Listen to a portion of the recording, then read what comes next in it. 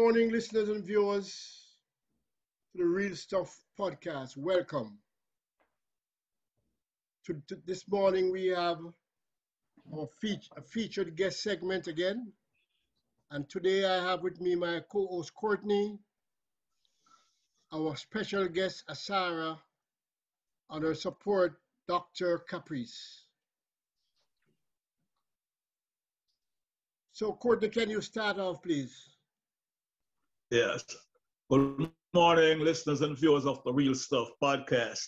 Today we have with us Ashara Inaya as our special guest, and she is a biochemical nourishment specialist, herbalist, and owner of Rebel House, a holistic wellness company that heavily focuses on properly balancing nutrition for optimal physiological functioning, brain, digestive system, hormones, energy, etc., and overall health. She'll tell us, all we need to know about nutrition today. So, back to you, Flavors. Yes, we're going to ask Dr. Caprice to introduce Ashara and where we're going to go today. Oh, okay. Well, good afternoon, everyone. I'm really here in support of my sister, Ashara, and to receive some wonderful, wonderful words of wisdom. She is our sister with the oneness and wisdom, and I've heard her speak before and share information, and she shared information on Facebook, and I'm here because I know I have my pen and my paper ready to take my notes. So I'm here just here for supporting and receive those seeds and those pearls of wisdom. Thank you, Ashara. Take it away, Ashara. Oh, thank you. It's your floor. Thank you. Thank you for having me today. Thank you, Dr. Anita Caprice, for joining in and support. And I was asked to discuss some things today about enzymes. And so enzymes are basically proteins, and these help with our digestion. Okay, so as I mentioned when I was on before, it's so important to understand that nutrients are essential for every bodily function, right? The function of the heart, the function of the brain, the digestive system function. I know it can be weird to think about the fact that you have to eat foods to get nutrients to make sure that the system that processes those foods can actually function properly. So, not just the function of the digestive tract is to bring, we eat the food and we process it, in a few different ways. So some things we take in from these foods, some things we eliminate, and we see that every day when we, go to the toilet. So the things that we're going to take into our bloodstream are the vitamins, the minerals, the carbohydrates, the fats, the proteins, and enzymes, as well as other digestive fluids or juices, as some call them, are involved in helping to break down the food to extract all of those individual things so that we can then benefit from them. I talked last time, I believe, about fiber. I touched on that a little bit. Fiber is one of the aspects of food that we are either going to supply to the bacteria that we host, or we're just going to eliminate it. We can't use fiber at all. So, but the bacteria in our intestines, the small intestines and the large intestines, benefit greatly from fiber, okay, especially the large intestines, primarily the large intestines. They can eat certain kinds of fiber because there's not just one kind of fiber. There's many different kinds of fiber. And those bacteria can many of the different kinds of bacteria can consume different kinds of fiber. So they can consume the fiber, and then in turn, what they excrete from their consumption of the fiber nourishes us. So they produce different chemicals, mostly fats, mostly saturated fats, that help us be healthy. So when it comes to the things though that we absorb, that we can use outside of fiber, again, we're going to rely on enzymes and other digestive juices or fluids. Digestion, many of you may have heard, begins in the mouth. So not just the mechanical process of chewing, but also the chemical process, the things that are in our saliva that help start to break down certain parts of the food. Not every part, but certain parts, especially carbohydrates, right? Carbohydrates are basically sugars. And certain chemicals like certain enzymes that are in the saliva are there to help break down the carbs.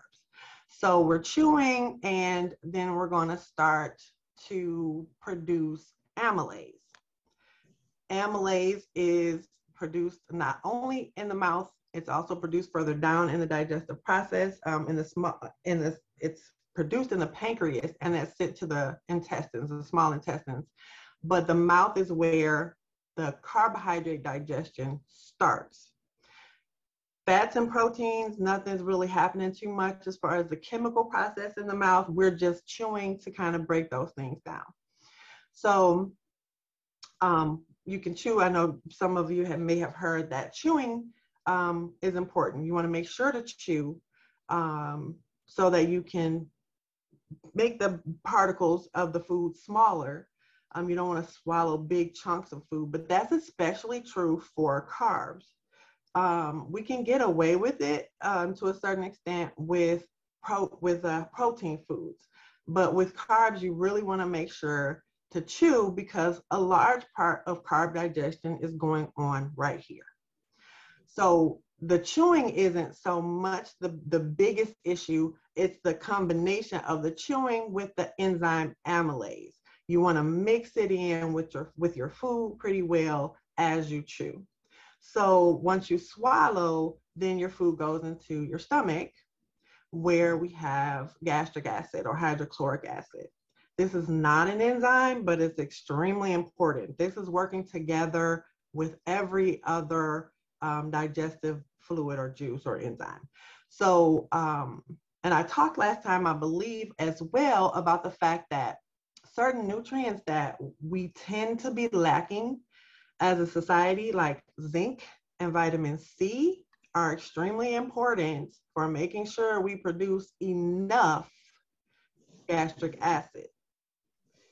I know we hear a lot in the social media and on Google about alkaline food and alkaline body, alkaline diet.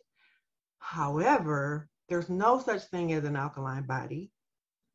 Acids are extremely important.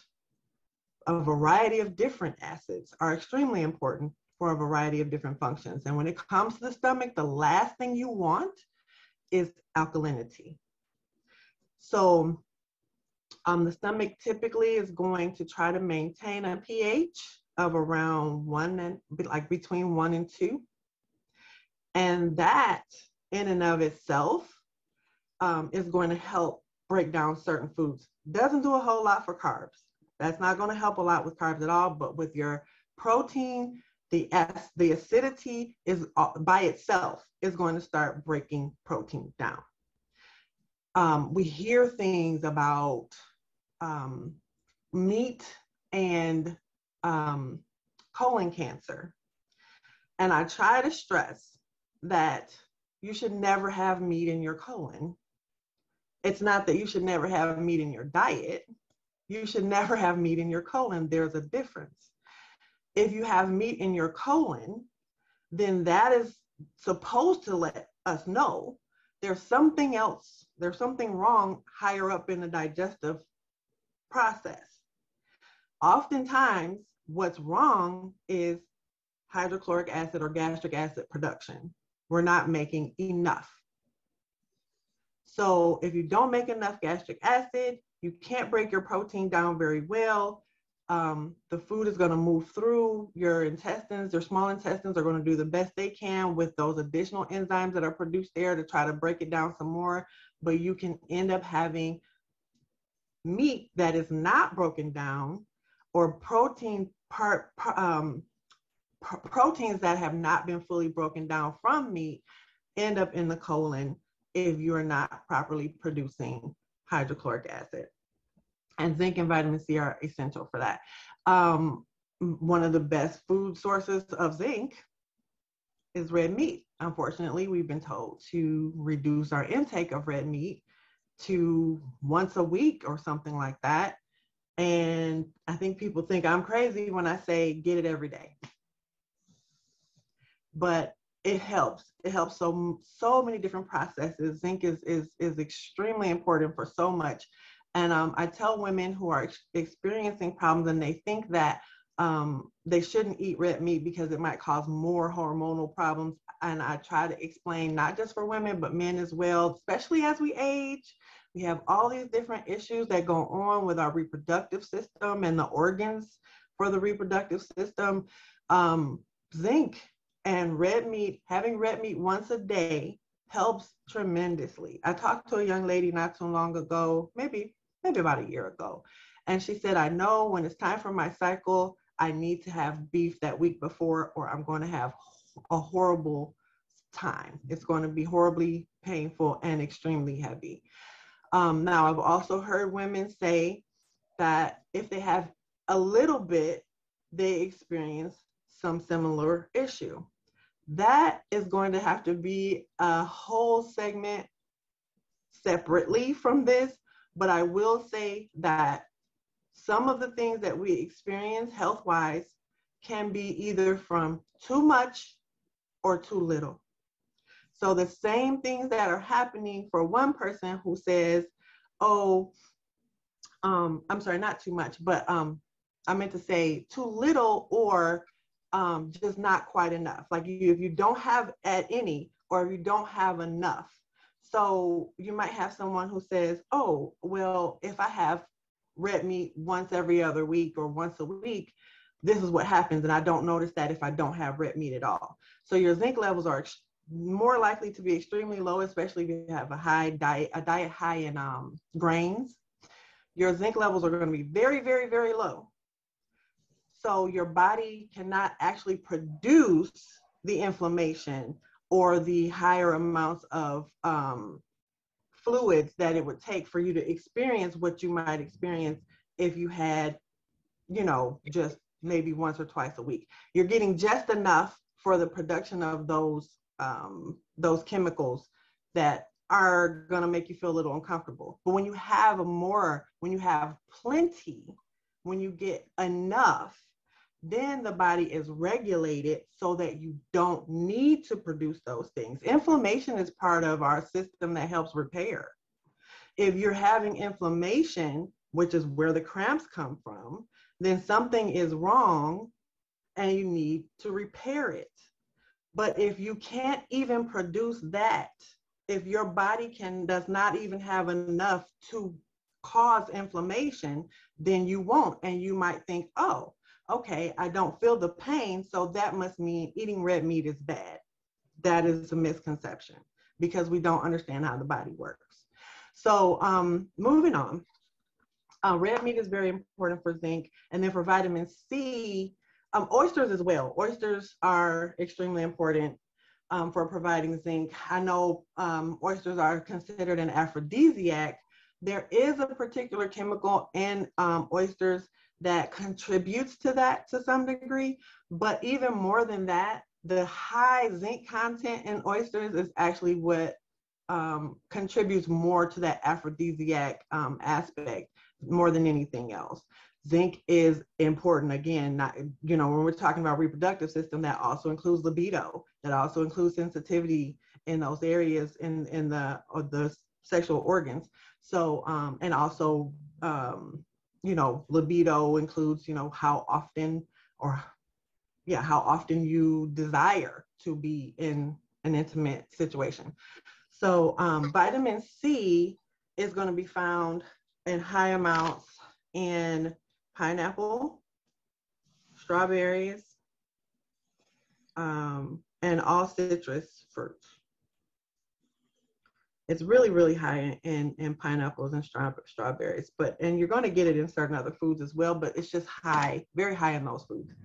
So again, those are important for making sure that you produce enough gastric acid. They're not the only nutrients that are important. They just happen to be two of the ones that we tend to not have enough of, because a lot of people aren't eating fruit.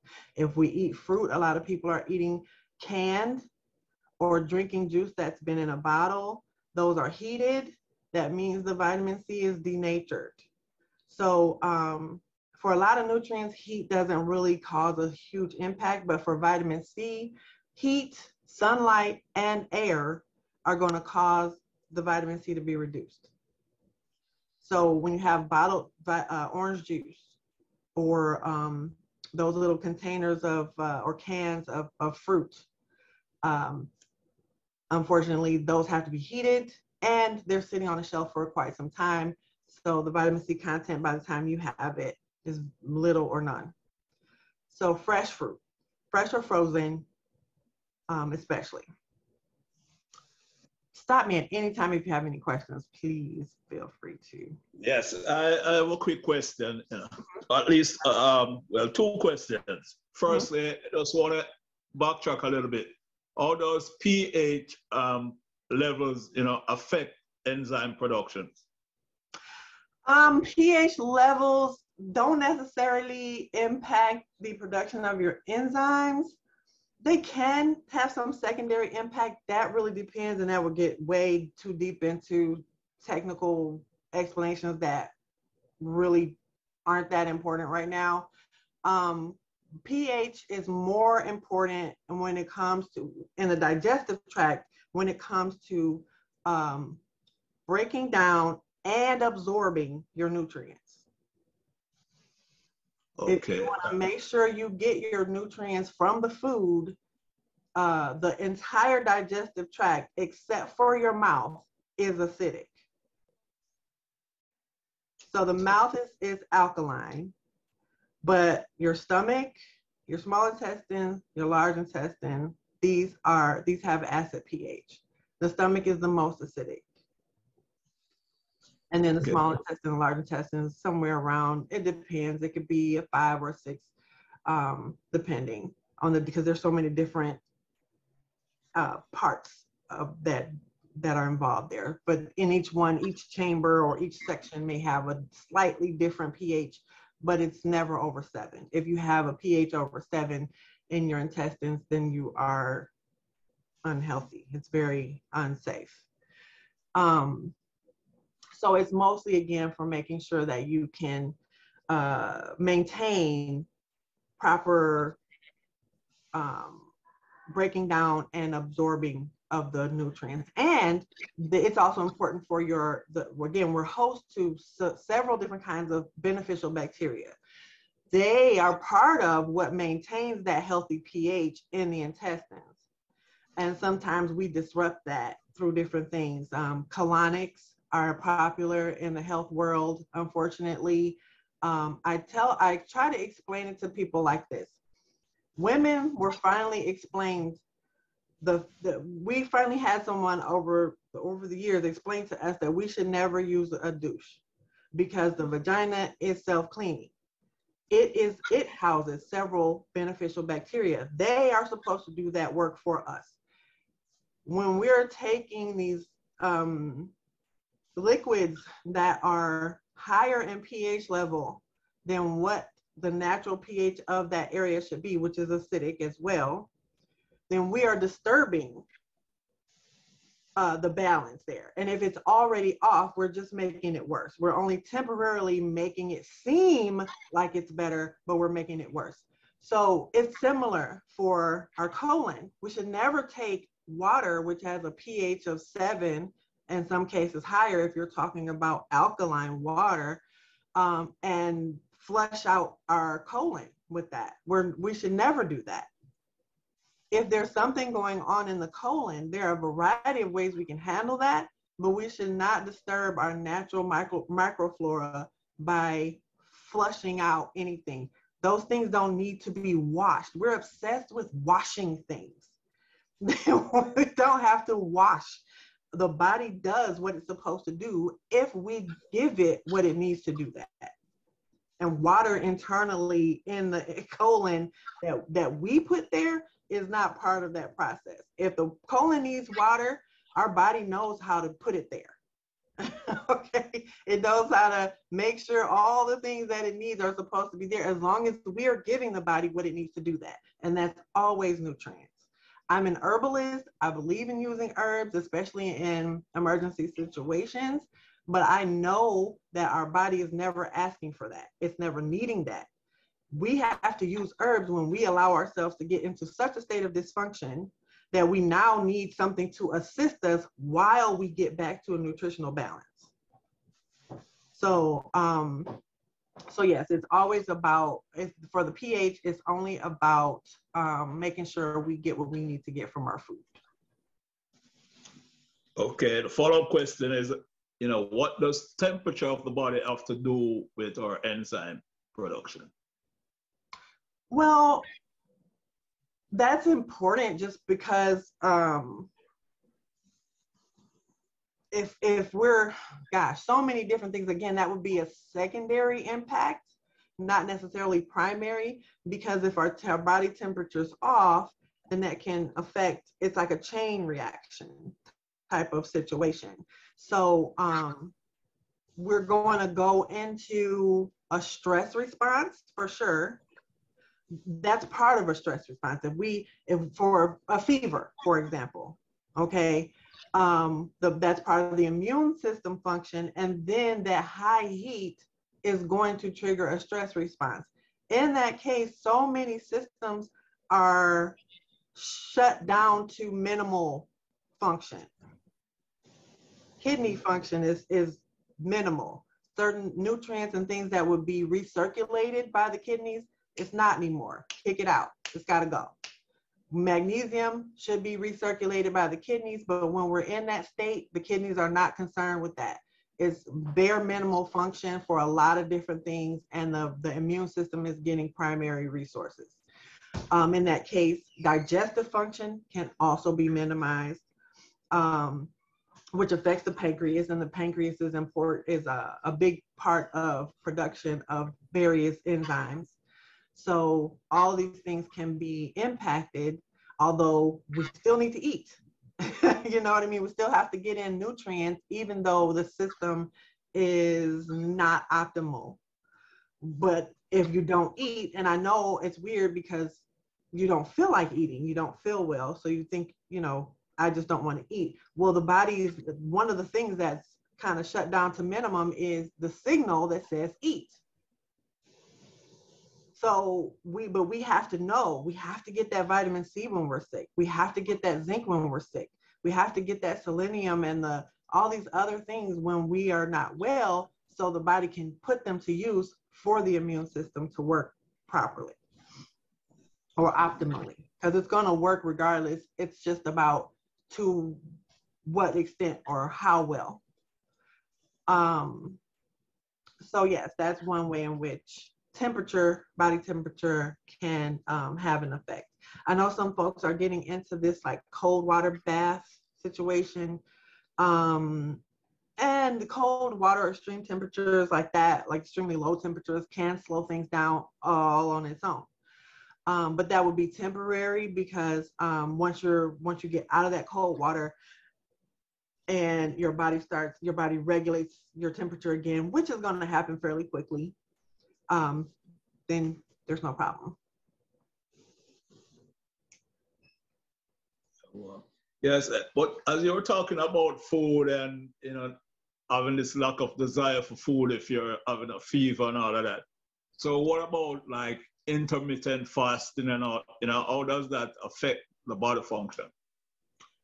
That's another thing that has gained popularity that I don't necessarily agree with for several reasons. I do tell people if they want to do intermittent fasting, if they just insist on doing intermittent fasting, to keep their eating window at no less than 8 hours. No less than 8 hours. I know some of the intermittent fasters are doing like 1 or 2 huge meals a day. Breakfast really has to be one of them in order to maintain proper function for certain organs and systems. For example, if you're not getting enough, if you're not breaking your fast within a certain time frame of waking in the morning, then you can cause gallbladder dysfunction. And the gallbladder is important to digestion for a few reasons, but one, especially for fat digestion. And again, going back to gastric acid, the hydrochloric acid that you produce in your stomach when you eat proteins and fats, that's going to trigger the gallbladder to work and pump out the bile and things that are going to help break down the fats. So having something with fat in the morning is great. It's a great way to make sure that gallbladder functions, is triggered to function significantly when you wake. There are studies that have shown that people who chronically miss breakfast are more likely to develop gallstones. And there are also other things that contribute. A vegan diet can contribute to gallstones. High stress lifestyle can contribute to gallstones. And so when you have a lot of stones in the gallbladder or just dysfunction there in any way, then you're not going to be digesting your food properly, especially those things that have fats. And a lot of things actually have fats, including certain green leafy things.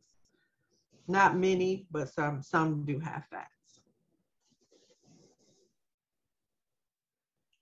Oh, so what about the people who have, through surgery, has lost their gallbladder? How do they? What do you recommend for them? And that's the two biggest, most common surgeries I come across are gallbladder removal and hysterectomies. And that's a shame. And both of those things can be prevented with proper nutrition. But unfortunately, you have to now rely on various things that you can take. Like some people take ox bile when they've had their gallbladder removed to help provide what their gallbladder can't deliver properly, because the gallbladder, the chemical is still being produced. It's just not being delivered by the system that would be delivering it normally. So you have random, I'll say, drips of these into your digestive system at random times. There's nothing regulating it. So you are left now to try to regulate yourself with like external things, certain types of supplements like ox bile. And some people are bothered by taking that. But when you're in that situation, you don't have a lot of options. And some of those people also are having problems producing certain other enzymes. So they might take like an enzyme combination with ox bile. But there aren't many things that you can do. I actually was supposed to have my gallbladder removed about 3 years ago. Well, not supposed to, I was told to. And I had started having issues with it years prior, and I didn't know it was my gallbladder. By the time they found out what it was so bad, they said, we need to take it out. And I said, no. Now, I wouldn't recommend anybody say that, that it really depends on the severity and whether or not other options are available. They didn't offer me any other options because it was that bad. However, because I now knew what to do, what it was, then I figured out what to do for it, because I didn't want to lose that and now as so many people are experiencing, once they have the gallbladder removed, they start to have the same symptoms they had before removal within about a year or so. So now you have the same problems, and what do you do about it? There's nothing more to remove. There's nothing else to do other than suffer. So, but unfortunately, as I had been a vegan for quite some time before that, and that in addition to a lot of stress and having a stressful lifestyle, I often missed breakfast. All these things contributed to that development. Usually it takes a person at minimum 5 years to get to that point, because it's not like, oh, all of a sudden you're going to have a gallbladder full of stones. It takes 5 years, usually 10 or more, for that to actually happen. However, my brother approached me one day. He says, I'm going to do intermittent fasting. I said, don't do it. And it took him, I don't even think it took him a full 5 years to start having gallbladder problems. I don't even think he made it to 3. So he started having those issues, and he's like, you told me. I said, yeah, I tried to tell you. I mean, it's not, you have to weigh the pros and cons of these things that you want to do for this fast weight loss. Whereas losing weight doesn't necessarily mean you're healthy. You just look a certain way, and we're conditioned to think that the way this person looks means they're healthy. But we learn all the time about people who are, what's the term, skinny fat. You know, they can be very skinny and they still have diabetes, they still get hypertension, they still have have strokes and all these other things, but we just don't hear about it. And then when the people who are not slim go to the doctor's always telling them, just lose weight. Clearly, that's not the solution. So yeah, unfortunately, if they've already had the gallbladder removed, there are very limited options. You have to, especially if they're experiencing that constant pain all the time, you just have to do things for pain management through herbs, or, because I really wouldn't suggest taking Tylenol and Motrin on a regular basis. You're just setting yourself up for damage to other organs. Taking that regularly. Pain management and taking enzymes and ox bile is usually what they're left with. Wow. You said you were vegan? Yes. So what do you do for zinc? Oh no, I'm not now. I was before. That was that was part of my education in what not to do. Okay. Yes, many So years you're ago. back to eating meat now? Yes. Okay. And I've actually helped a lot of vegans transition out of veganism, because they learned the hard way, like I did, that it's not a healthy situation. Okay. But how do you know how to regulate the meat you are eating? How much, how little, if how we often? get away from the fear that it is inherently problematic, then we don't have to worry so much about that. Okay. What we would be more concerned with is making sure we get enough. So I say at least 2 meals out of 3 or 3 out of 3 should have a protein that is animal-based. Okay. What animal base you're speaking about though? Any so eggs, meat, fish, dairy. Okay. Yeah. And I tell people repeatedly to stay away from plant-based proteins. What are those though? Thus, your nuts, seeds, grains, beans, things that unfortunately are staples in a lot of countries where they don't have access, or it's become a tradition to eat these things because of lack of access in the past. having a food as a staple doesn't make it a healthy food. You know, we're approached by these companies who are selling us things like quinoa, and they say, oh, this group of people, they subsisted for this many years, it's a superfood. It's not a superfood. It's a food that's going to cause you to not be able to get enough magnesium or zinc or potassium or selenium. It's going to inhibit your absorption of minerals that you need very much. And nothing in that food is something that you can't obtain through eating something else that wouldn't cause those issues. So you're saying no peas, beans? Minimal, very minimal, very minimal, very minimal, if at all. I cut them out completely. I just stopped. Because especially for me, if your lifestyle is highly stressful, if you're going all the time, you're working all the time, if you have an intense workout regimen, you cannot afford those foods. And I don't mean financially. I mean physiologically, you can't afford them. They contribute to stress. They contribute to inflammation. They contribute to mineral deficiencies. They contribute to toxicity. All of them have toxins to a significant degree. Of what? Of what, please? Toxicity. Any seed of a plant, and everything that I mentioned, nuts, grains, beans, they're all seeds.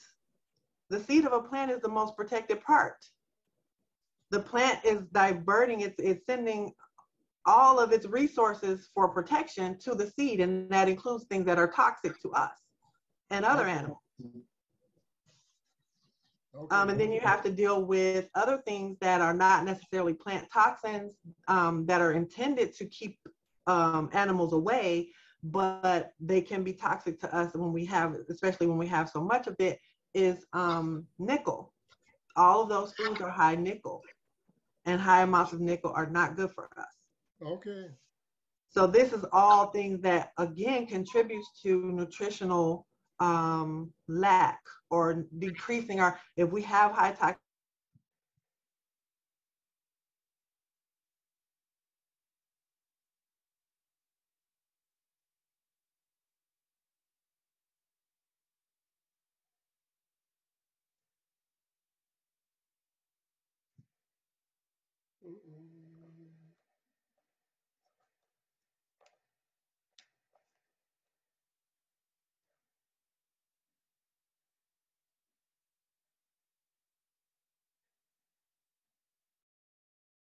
Macaroni or like spaghetti noodles, sometimes you can find cassava instead of wheat.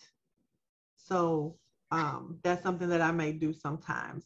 But yes, I'm always suggesting to minimize the plant-based proteins, the seeds of all kinds. Now, even when you're having fruit, for example, some seeds, like with strawberries or certain other foods, they're so small, you're not really going to chew them up, so they're going to kind of pass through. And a lot of us learned in science class that if an animal consumes a seed, it may go through and it comes out the other end whole, because it's literally designed to not be digested. It literally contains inhibitors of enzymes. Trypsin is an enzyme that helps break down protein. Seeds have trypsin inhibitors. Amylase is designed to help break down carbohydrates. Seeds have amylase inhibitors, preventing you from being able to properly even process that as a food. So with the tiny, tiny seeds, like maybe in raspberries or stuff like that, you don't really kind of grind it and chew it up. So most likely it's just going to pass through you. But when you're talking about watermelon and other things, you know, people typically, we spit those out, right? We don't typically swallow them. So, or with cantaloupe, we're scooping them out and eliminating them. Most of the fruits that we eat, we're getting rid of the seed in some way, shape, or form. We're not necessarily consuming it. So that also leads to some of the health promoting or health, the things that people are saying you should use for health, even for certain cancers, some of those things are seeds. And I tried to explain, for example, they have, the B17, I think they call it, from some fruit kernel. And I tried to explain to people who promote that, yes, it does help fight cancer. Many things in foods help fight cancer. The thing that we have to understand is how. What is the action?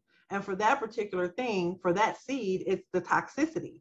So not only is it toxic to those cancer cells, though, it's also toxic to your normal cells, just like chemotherapy is. So we don't want to get caught up in just what something does or necessarily how we like it. Sometimes we have to deal with things based on what it's going to do for us or how it might hinder us. So, you know, again, I know we love our beans. I love beans. I just don't eat them anymore. And sometimes we get to that point. Some people get to that point because they have no choice. These are the same foods that cause a lot of intestinal issues. So people will say, I can't eat beans anymore because when I eat beans, it causes me upset stomach. Well, if we stopped eating beans way before that, we could avoid the damage that those foods are doing to our digestive system. But quite often we don't make the changes until we have no other choice. And I try to promote being proactive. I try to promote change ahead of the problems. But some of these foods, like nuts and all that, are comfort foods, you know? Mm-hmm. Mm-hmm. And I definitely understand. So when it comes to them being comfort foods, and I never suggest anybody goes cold turkey. I think I might be the only one I know who can do that. And that's not even, that hasn't always been easy for me to do in my life. But the only one that I know personally who can do that kind of semi-easily.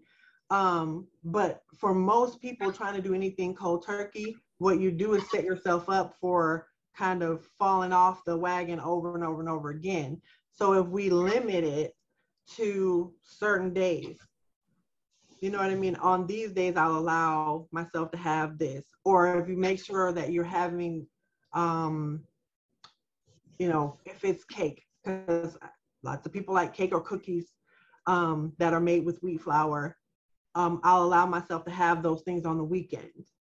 And usually what can happen is you can find alternative comfort foods.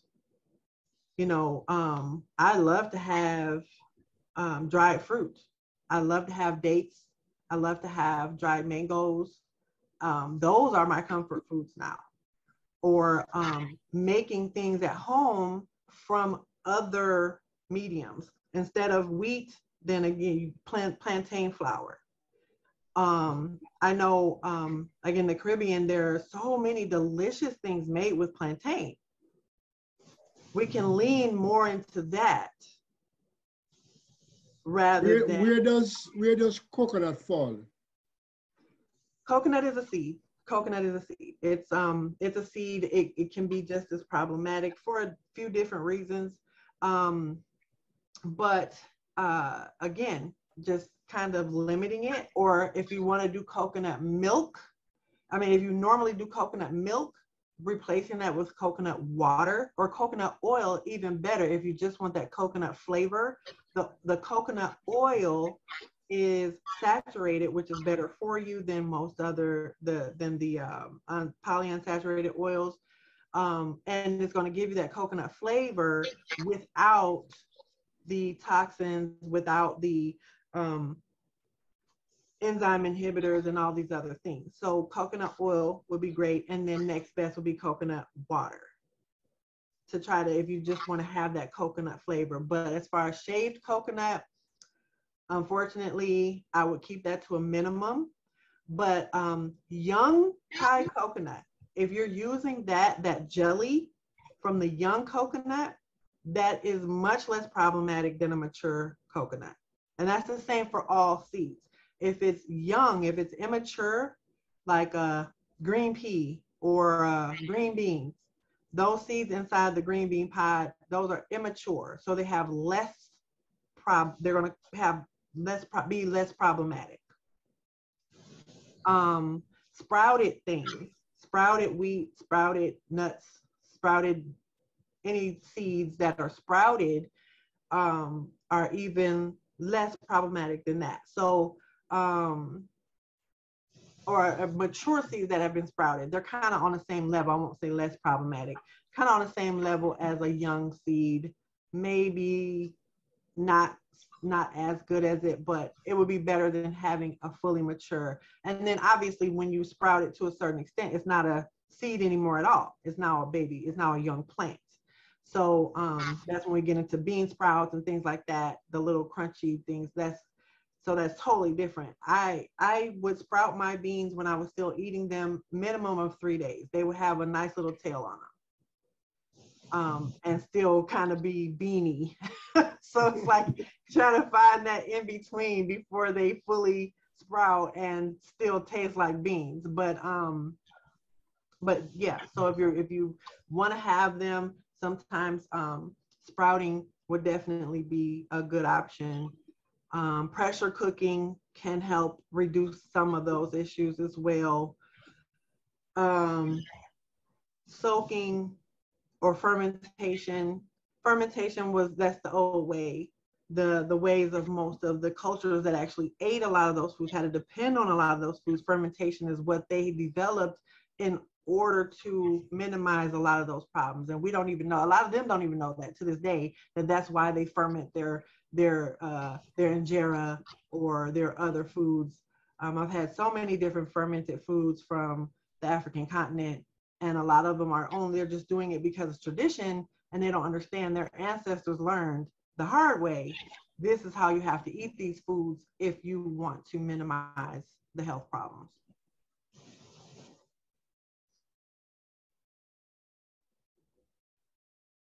That's what I was going to, well, a couple of things. Ashara, thank you so much. One of the things that is of a concern is how are we to know which way to go? I say that because I just within the last 2 months watched a educational seminar from one of our doctors in my spiritual community, who advocated eating beans. That was her whole thing, about eating beans. So, and then when I heard you say this, it's like, okay, now how would a consumer or just a regular citizen know, I trust your judgment, I trust her judgment, they are diametrically opposing. How where would we go to get some type of information for a happy medium? Unfortunately, the reason I do what I do is because there's nowhere to go.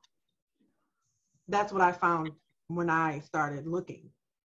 When I started researching, it was I just wanted to know what was what. And I got all these different things. I was already in a thing because, this individual said alkaline diet and mucusless diet and all these things. And now I said, okay, this thing it can't be right. Something's wrong here. My whole household is struggling with this. We did not struggling with the fact that we couldn't eat meat. Some people are like, oh, you just wanted to eat meat again. No, that wasn't the issue. We were literally experiencing a variety of health problems. And I refused to keep cleansing and detoxing and taking a million herbs because nobody should have to do that. But, it was ridiculous to me. So there was too much that was different across the board. So I said, you know what? I just want to know the science. What is the science here? And then looking into it, and that took years. That's not something the average individual does or can do or has time to do. So I decided to do this because I know there's nowhere. People ask me, well, can you refer a book to me? Nothing I got came from a book. I wish I could say, here, read this book, and that's that. there's no book. Have you considered writing a book so that there can be a contrast of information? Because again, you know, and I'm really kind of really being serious. I mean, I'm here sitting here saying, okay, I'm thoroughly confused now, because I trust your judgment and I trust hers. I mean, you know, and then the second thing I have, in different cultures, there are different dishes that are used in different, you know, different cultures. One, Burkina Faso, beans. How do you, if there is need for you to do that, how do you approach different cultures and say, hey, you know, what you guys have been doing for centuries is not, that's not what you do. And then also, I guess this is compound. Has there been any type of stat or longitudinal study for like those cultures that may eat rice all the time, right? Like China, they say, you know, there's not been cancer with, but they say don't eat white rice, don't eat it. But they're not, you know, I've not heard any issues with China, people having issues with white rice. You know what I mean? Or other like, or some people in parts of the continent, some African continents, where I've not heard any where these people have suffered long-term generational curses of illness, if you will, for eating a certain food. Has there been any types of studies done to? Yes, they're there. I don't. It's extremely confusing to me why this is not public. Not, they are there. They exist, but some things have to be put together. So even with, so going back to what I said about books, is there a book you can refer? Well, can you give me a study? I can't give you one. Right. I could give you several. And that in and of itself is going to take so much time for you to pour over. But they exist. There's tons of information about the many nutritional deficits in China, India, throughout Africa. But we have to be able to combine the knowledge. We're used to segmented information. So, yes, those people have issues. Can they avoid the long-term things that we tend to deal with, although they eat those things? Yes, but why? If we think about it, every last place I mentioned, they have ancient knowledge from many years about how to use herbs. We don't. Right. And we're dependent on Western medicine. So they have sustained themselves this entire time through various things that they do to play with the food, like fermentation and other things, and herbs. So they are having health problems. They do have them. There are studies abounding to show this. Right. Is it due to those beans though? Because I understand like the term, what's coming to mind is natural selection. It is. You know, we adjust, you know, as we evolve or as we stay in a certain area, our bodies, the mechanics of our body, we tend to adjust, that natural selection thing. That's what I was just, I'm gonna, and if you can send some, because I'm a researcher, I love to research. I can go through some stuff. I love doing that. If you could send me some information just so that I can read, because I find this very interesting. That I just do. I find it very interesting. I can see us Westerners, because there's so much. Our soil is corrupt, so everything you plant in the ground gonna be corrupt. I mean, to as far as that is concerned. But overall, I don't know if the global soil is corrupt or whatever. But so if you could send me that some information, that'd be really cool. I can, and also going back to what you were saying, I'm trying to make sure to taking note to send you some things. Okay. Again, it's multifactorial. Okay. For us here, not only do we not have the knowledge in general of how to use herbs, we also, because if we look, and I bring this up repeatedly, look at our big mama. Look at our grandmothers and great grandmothers, depending on how old we are. Mm-hmm. And a lot of those people didn't have what we're dealing with today. Now, did they eat beans? Yeah. Did they eat rice and all those things? Yes, they did. Their lifestyles were different. They ate meat. They ate the things we're told right now to not eat. Mm-hmm. They ate the fat back, the hog maw, the all of that. They ate the beef, all of that. They ate the pork. We've been told how many years now? 30? Stop eating those things. And the less we eat it, the more disease we find ourselves dealing with. We replace the beef with chicken and turkey. We chicken and turkey ourselves to death. But chicken and turkey, nutritionally, does not compare to beef and pork. Yeah, I like some beef. Nutritionally, chicken and turkey they don't compare. Our big mamas, our grandparents, they ate fish.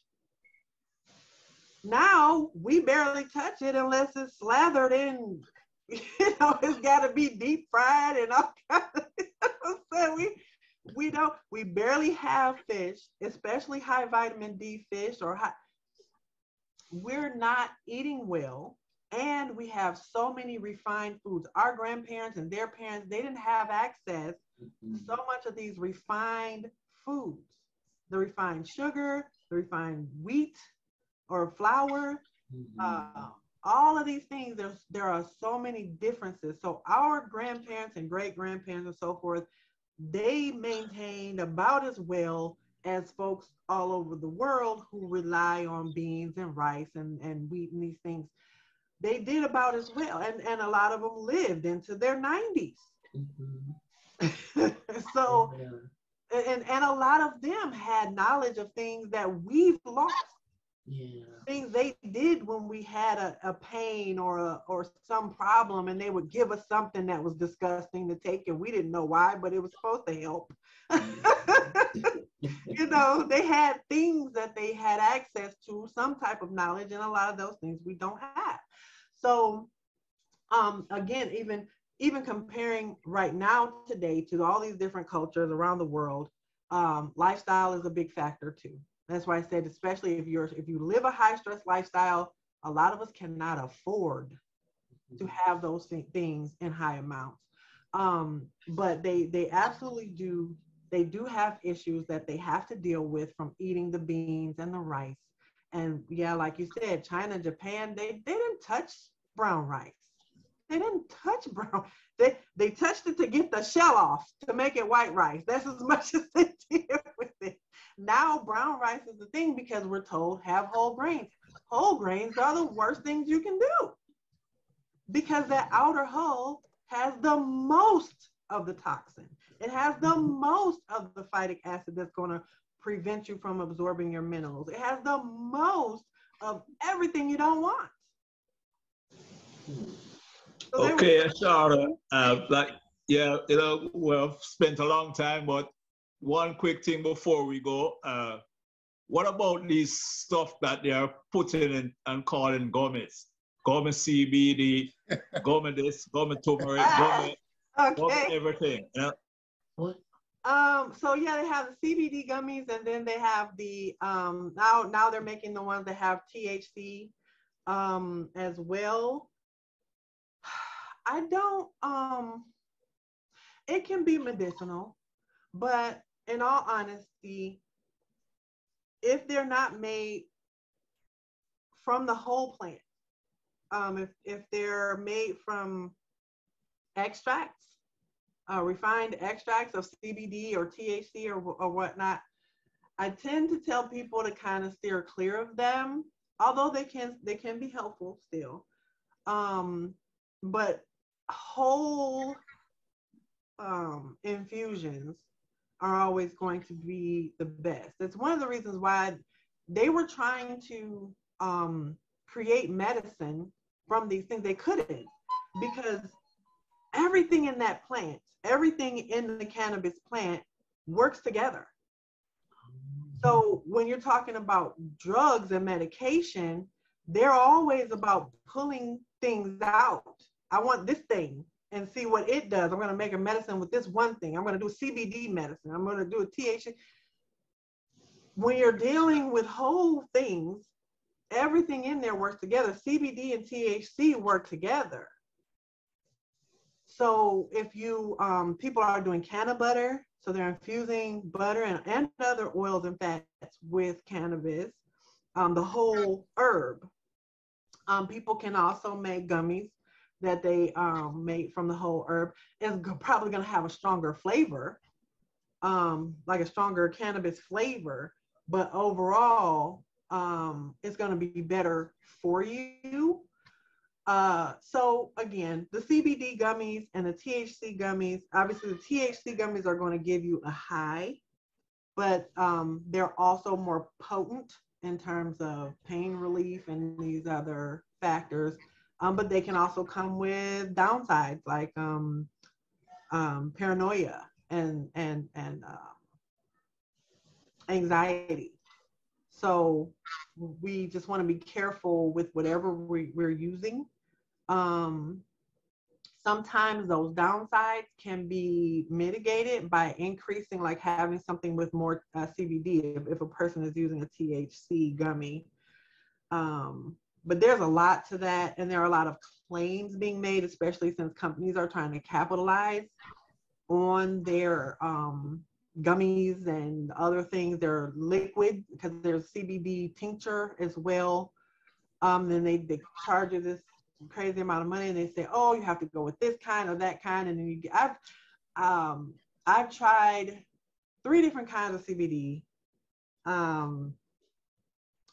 I wasn't impressed. I wasn't impressed with any of them, although some people use it for their animals, they use it for themselves for pain. So it just really, it depends on the person, and it depends on, I guess, the type that you get. But I am more of a just go with the whole herb person. Just get the whole thing. You don't have to smoke if a person can get it, if it's legal in your state or your country. It would be better to bake things with it. People are, making different foods and, baking it in to that. You can get a vaporizer and use that, and use it when need be. I'm always an advocate of using it medicinally rather than recreationally, because there can be some drawbacks. People can get kind of dependent if they are using it daily, several times a day. You can become dependent on it. It's nothing like the addiction that someone may have to even say nicotine, but you can become dependent on it. So everything in moderation as needed, I would say. But the CBD, you're supposed to be able to use that whenever you want. I would just say between the two, if you're doing some kind of extract, CBD and THC, as far as extracts go, CBD would be less problematic. So yeah, but if you're just using hemp, some people have access to hemp and they can take hemp and infuse that into a lot of things, and there's hardly any THC in it, so you're not going to get a high. So that can be beneficial for the people who have hemp, regular hemp, not cannabis, not the strains that cause a high. So that just depends on what a person has access to. Oh, okay. Thank you very much, Ashara. We have come to the end of our conversation, but I know we need to continue this conversation. So yeah, we'll make some arrangements for the next show. You can just let us know when you're free. And Okay. thank you so much for being with us. Thank you, Dr. Anita, to be here. Thank you. Supporting Ashara. So back to you, Flavors. Okay, thank you very much, ladies. It was a very enthralling discussion. And I did like when Dr. Anita came in, you know, and give a different perspective. But we'll have to follow up on this conversation. We are nowhere close to an end at all. So Courtney will make the arrangements and we will come back again. Thank you very much. Thank And you. as we go out, we ask Queen Lubafu to give us our Father in the Garifuna language, and Tafina with Tekwe herself to take us out of here. Thank you very much. Thank you. Bye-bye. Wow. You lead us to Fula. You belong far away away. Ajugwala Lebabu Seru. Lida Mua, Lida Sungfula. Lida Mua, Lida Sungfula. Well, unfortunately, this is it. Till next time. Bless.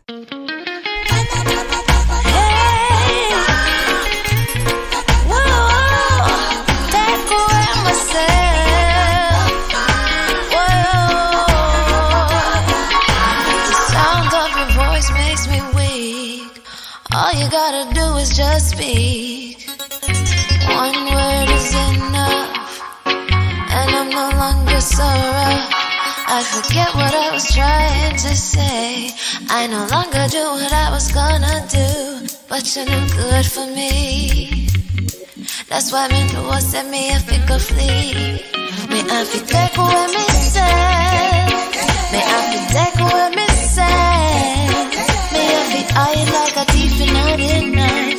Me I fi get out of sight. Me I fi take away myself. I fi take away myself. I have to utilize I weeds. Sure.